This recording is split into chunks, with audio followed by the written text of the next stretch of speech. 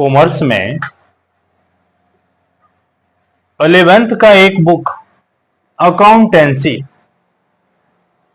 लेखा शास्त्र, इसके अंतर्गत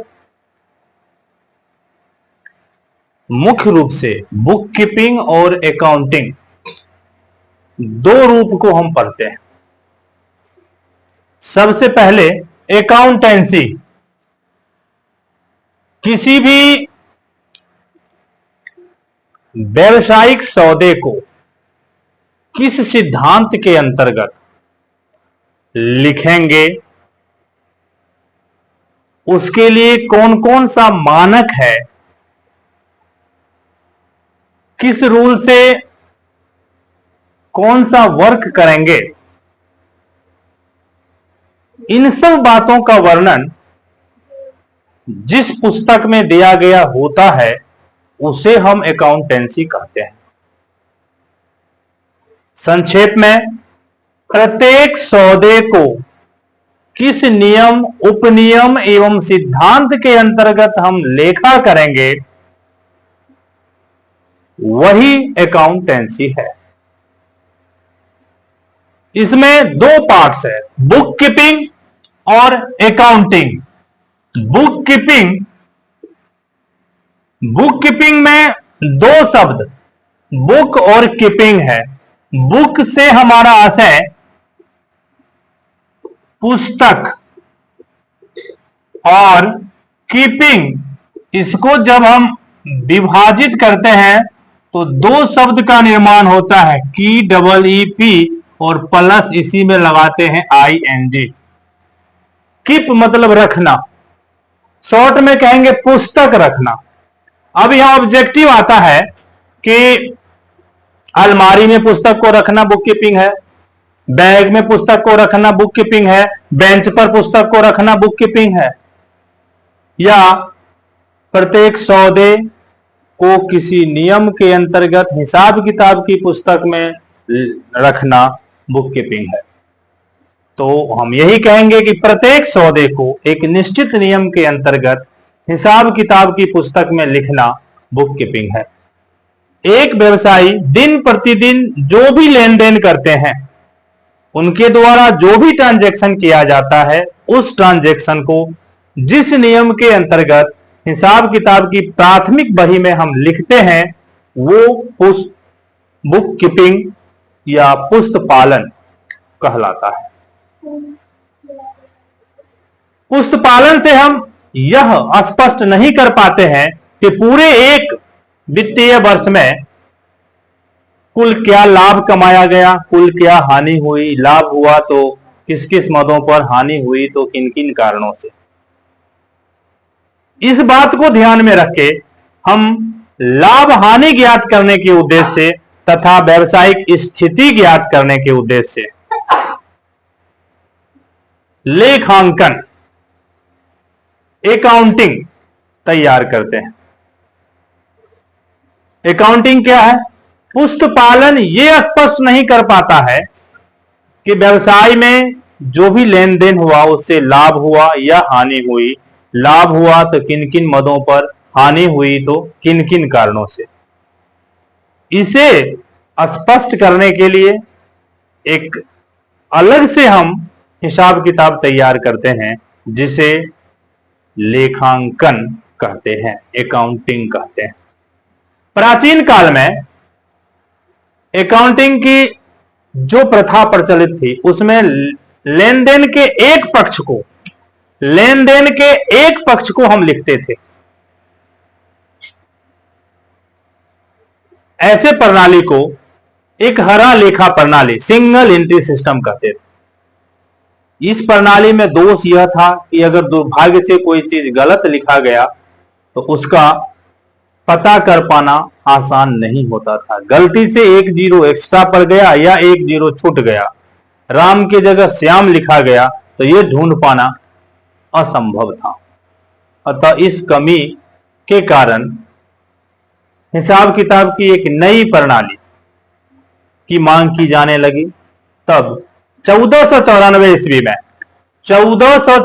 ईस्वी में वहां एक पिक्चर है लगा हुआ, लुकास पेसियोली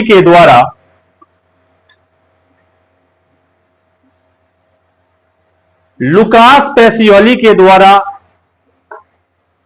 लेखांकन के क्षेत्र में एक नियम की खोज की गई, जिसमें लेन देन के दोनों पक्षों को लिखने की प्रथा को लाया गया। इसमें लेन देन के दोनों पक्षों को लिखा जाता है, इसीलिए इसे डबल एंट्री सिस्टम, दोहरा लेखा प्रणाली कहते हैं।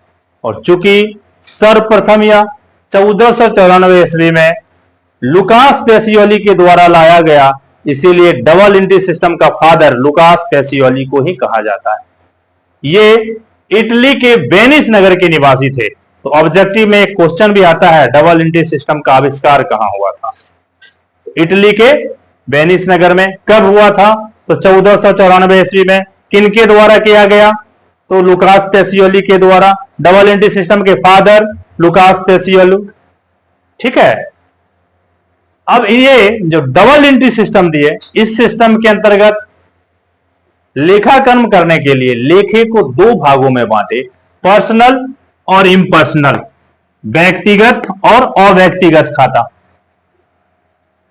पर्सनल, व्यक्तिगत, account which are related to person, place, things, institution. Account which are related to person, place, institution, corporation, that is called personal account.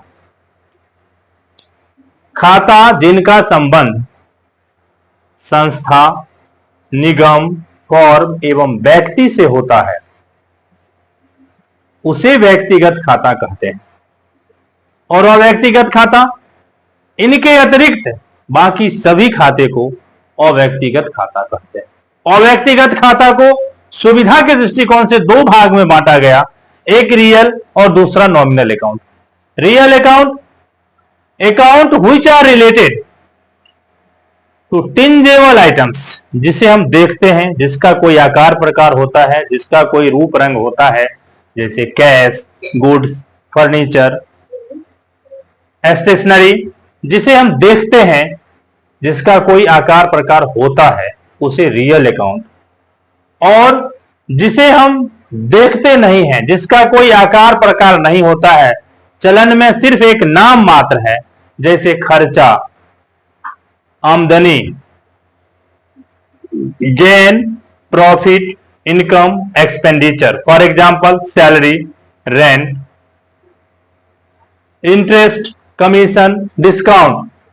ये एक नाम है, इसका अपना कोई रूप रंग नहीं है। ऐसे नाम को नॉमिनल अकाउंट कहते हैं। और इस तरह से हम कहेंगे कि ट्रांजैक्शन के पर्पज से तीन अकाउंट हो गए, एक पर्सनल, दूसरा रियल और तीसरा नॉमिनल अकाउंट, जिसे हम अकाउंट का गोल्डन रूल भी कहते हैं। जिसमें पर्सनल अकाउंट व्यक्तिगत खाता, पाने वाले को नाम तथा देने वाले को जमा, debit the receiver, credit the giver. Real account, debit what comes in, credit what goes out. जो आ रहा है उसे नाम करें, जो जा रहा है उसे जमा करें। और nominal account, debit all expenses and losses, credit all income and gain. सभी खर्चा एवं हानि को नाम करें, सभी लाभ एवं आय को जमा करें। इस प्रकार से लेखा करते हैं तो देखते हैं कि लेखा पुस्तक को, अकाउंट के बुक को